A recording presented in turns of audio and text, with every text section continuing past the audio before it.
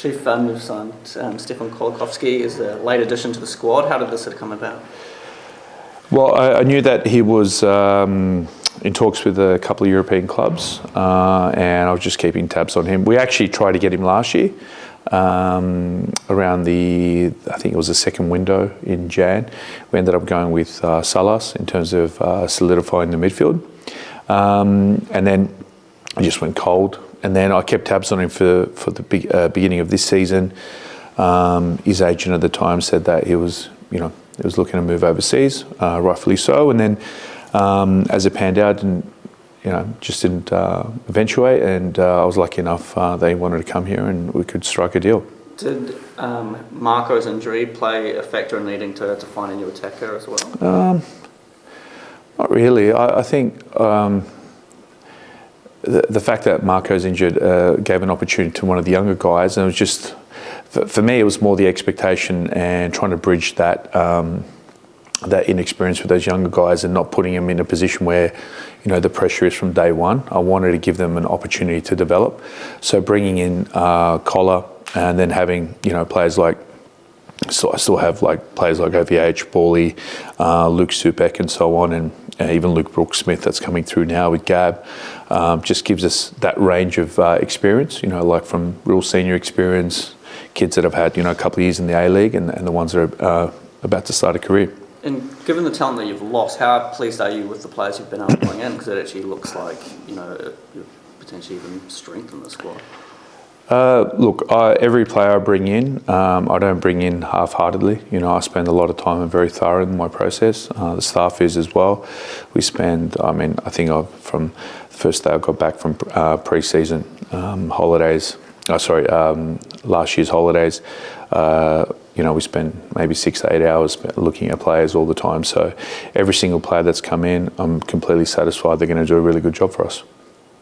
How differently is the team potentially going to be playing this season compared to last season? I think stylistically you'll see a big difference.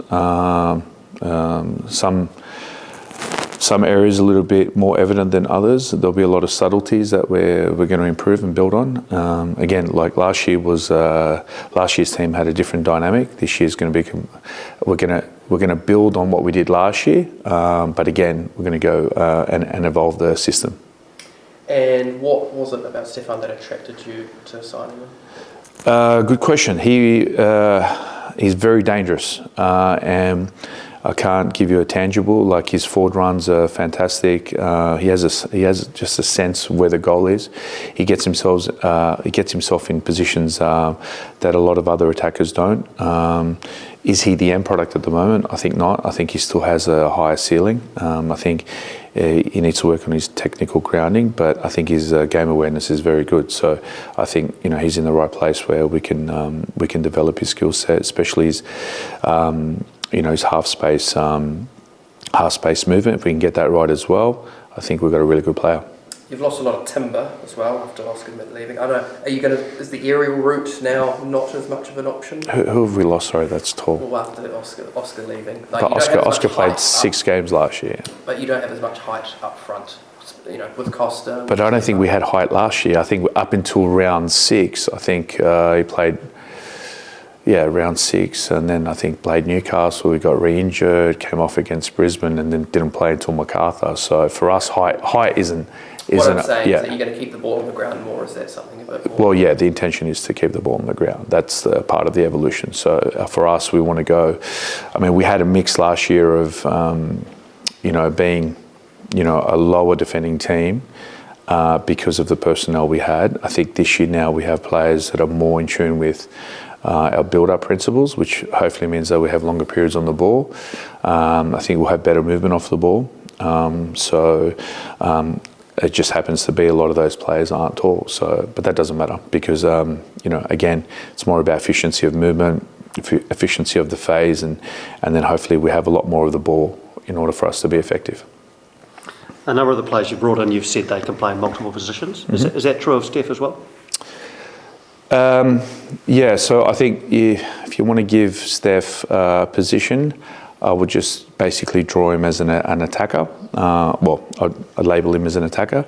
He could potentially play as a 9, could play as an inside 10. He could actually play as a wing back as well. He could play also as an out-and-out winger in a 4-3-3. But as you'll see, once the season starts, it'll make a little bit more sense, hopefully. Yeah, just on that ability of number of your players to play different positions, is that something we're going to see change in game? Yes. Good. So with Steph, like when he won the league with Melbourne City, there was a lot of excitement around him as a young player. Maybe he didn't kick on with Perth Glory. What are your expectations for him and what he can achieve in the area? I think if we can get him to his potential, he'll be one of the best attackers in the league. So is he someone you've brought in so late in the piece that you see him as a starting player for you? Because I know I don't make any guarantees to any of my players that they're starting, even the senior ones. They all are under the same, they all work under the same standards that we set. For me, the team that one trains the best during the week and the one that I think tactically will give me the advantage over the opposition will start. Okay, and with Marco's injury, how long do you anticipate it will be before he could be ready? That's ongoing at the moment. So the good news is he's not feeling any pain at the moment. So if everything goes well, I expect it to be a couple of weeks before he's back on the pitch and we're rebuilding his minutes.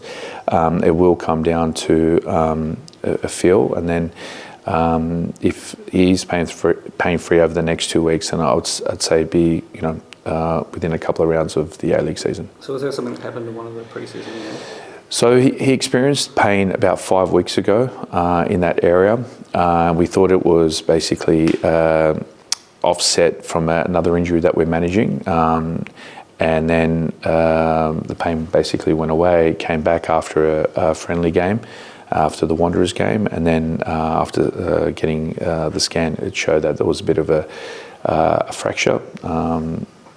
And it wasn't like a massive fracture, it was just a really small one, but we just couldn't locate how long it had been fractured for. So that's why there's a little bit of uncertainty around the return to play.